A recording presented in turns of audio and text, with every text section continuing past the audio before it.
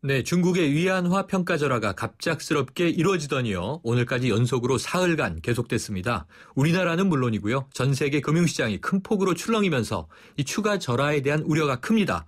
일단 중국은 더 이상 평가절하 없다 이렇게 입장을 내놨습니다만 우리 경제에 미칠 파장 또 미치고 있는 파장 상당한 것으로 보이고 있는데요. 조용찬 미중산업경제연구소 소장과 자세한 이야기 나눠보겠습니다.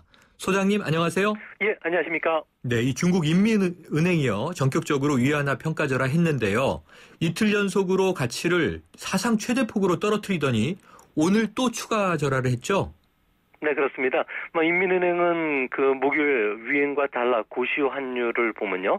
전일 종가 대비해서 1.1% 올린 6.4위엔에 고시를 했는데요. 네. 이 때문에 그 위엔화 같은 경우에는 지난 3일간 계속적으로 4.6%나 떨어졌습니다. 네. 하지만 중국 같은 경우는 우리와 달리 위엔화를 관리 변동 환율 제도를 채용하고 있기 때문에 상하 등락폭이 2% 미만인 점에서는 앞으로도 우리가 생각했던 것만큼 급속도로 하락할 압력은 서서히 좀 줄어들지 않았나 이렇게 보여집니다. 네, 그런데요. 지난 이틀 만에 위안화 절하로도 지금 글로벌 금융시장이 바로 요동치지 않았습니까?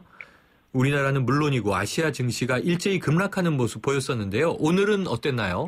네, 위안화 평가절하는 중국의 수출 경쟁력을 올리기 때문에 상대적으로 중국 기업과 해외 시장에서 경쟁하는 주변국의 수출 경쟁력은 약화되는데요. 네. 이 때문에 지금 베트남 같은 경우에는 동화를 달러에 대해서 변동폭을 상하 1%에서 2%로 확대시켜주는 등 경제에 마이너스 영향을 주기 전에 행동에 지금 들어가는 모습입니다. 이 때문에 말레이시아 링깃화 같은 경우에는 98년 이후 처음으로 1달러에 4링깃대로 지금 하락을 했고요. 네. 인도네시아 루피아도 17년 만에 최저치로 하락하는 등 아직 아시아 각국의 환율은 계속 하락 추세에서 벗어나지를 못하는 그런 모습입니다. 네, 소장님 그럼 현재 원달러 환율은 어떻습니까? 네, 원달러 환율은 오늘은 조금 하락한 1,174원에 마감했는데요. 네. 다른 아시아보다는 우리나라 같은 경우는 조금 안정화 먼저 되는 그런 모습입니다. 네, 자, 이 위안화의 평가 절하 여파로요. 미국과 유럽 증시도 하락했다고 하는데요. 이 위안화 절하에 글로벌 경제가 이렇게 흔들린다는 것은 그만큼 이 중국 경제의 부진이 심각하다. 이렇게 보면 될까요? 네, 그렇습니다. 7월 달 중국의 경제 지표가 수요일 날 발표됐는데요. 생산과 투자, 소비, 수출 모두 지금 동반 하락하는 그런 모습입니다. 네.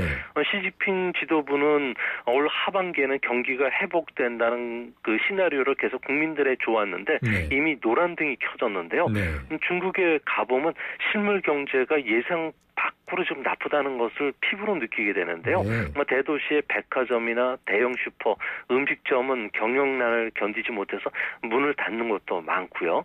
중국의 3대 제조 기지는 세계에서 제일 큰 기지들인데요. 환발해 장강삼각주, 주강삼각주 지역은 연쇄 부도 직전 상태에 들어갔습니다. 네. 아무래도 중국 정부는 경기 부양책을 내놓고 있지만 현재 중국의 생산 가능인구가 계속 줄고 있고요.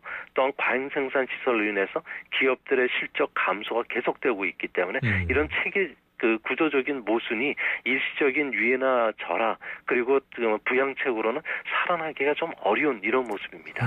네, 그래서 지금 소장님 말씀해 주신 대로 중국이 그동안 경제 성장률 달성을 위해서 다양한 부양책을 시도해 왔는데 이번 위안화 절하는 극약 처방이다.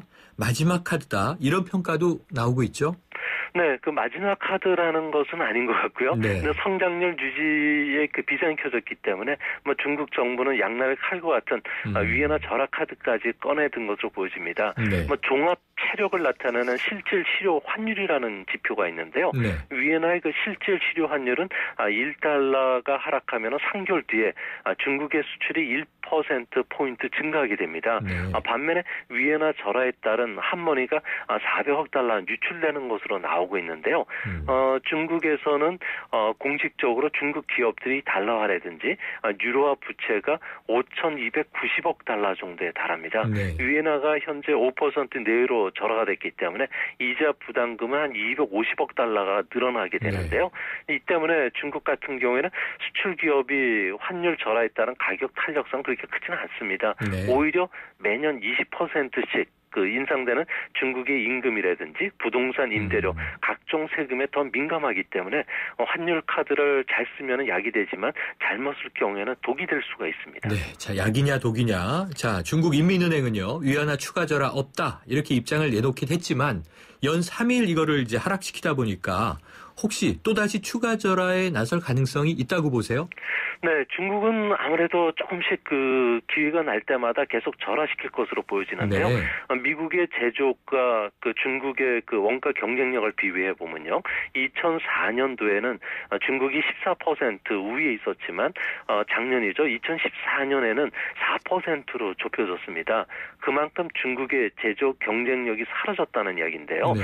3일간에 걸쳐서 5% 안팎의 그 위안화 절하만으로는 제조업 경기를 회복시킬 수가 없습니다. 네. 이 때문에 추가적인 절하에 나서는데요. 이제 문제는 올해 7월 달까지 3천억 달러가 넘는 무역 흑자국인 중국이 추가 절하에 나서겠다면 세계의 반발을 사기 때문에 아무래도 미국의 금리 인상 시기에 맞춰서 중국이 위안화의 환율 변동폭을 현재 상하 2%에서 3%로 그 확대시키면 자연스럽게 절하가 유도가 될 수가 있고요. 네. 또한 중국은 경기 연착륙을 위해서 11월부터는 기준 지폐라고 할 수 있는 100위엔짜리를 신권으로 교체를 시키는 작업에 들어갑니다. 그러면 지하에 있던 회색 자금이라든지 장롱 속에 있던 자금들이 양성화될 수가 있고요.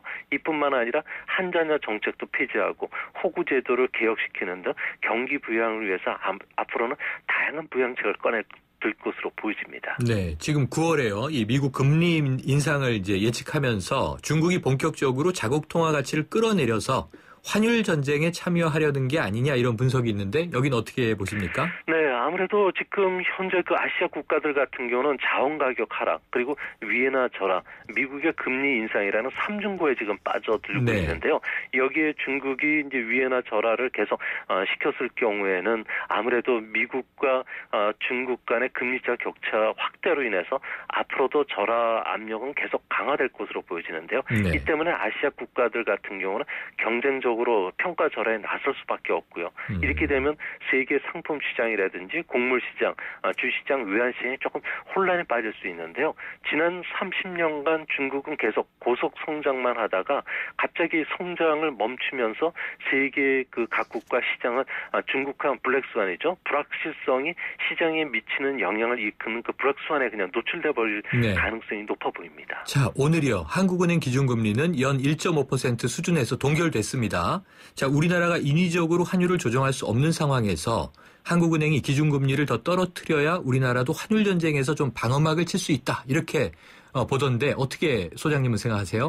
아무래도 기준금리를 떨어뜨린다는 것은 그 수출 부진을 벗어나기 위한 정답이겠지만 네. 아무래도 금리는 신중해야 되는데요. 이는 중국의 환율 하락은 중국의 수출을 끌어오는 효과 외에도 자산 효과를 통해서 소비가 그 회복될 수 있는 그런 가능성이 높아졌다는 이야기고요. 네. 또 장기적으로 중국 경기 회복에도 좀 도움이 되기 때문에 그런 측면에서 바로 우리가 그 한국은행이 금리 인하를 좀 서두를 필요는 없지 않나. 그리고 앞으로 몇 발 남지 않은 실타는 좀 아꼈다가 국제금융시장의 움직임을 보면서 쏘는 게 더 낫지 않나 이렇게 판단이 됩니다. 알겠습니다. 소장님. 오늘 말씀 감사합니다. 예, 감사합니다. 지금까지 조용찬 미중산업경제연구소 소장이었습니다.